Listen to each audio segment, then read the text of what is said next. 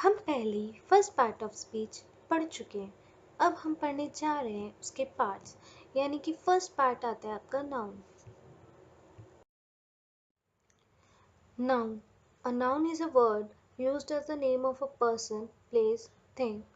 Note: the word thing includes all objects that we see, hear, taste, touch, or smell.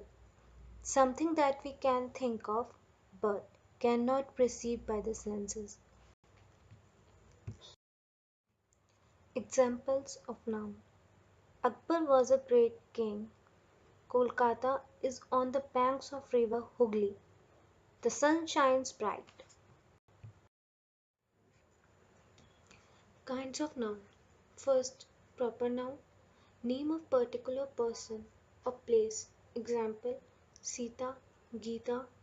Second, common noun is a name given to every person or thing of same kind. Example, girls, boys. Third, collective noun is the collection of person, thing taken together. Example, crowd. Abstract noun is the name of quality, action considered apart from the object to which it belongs.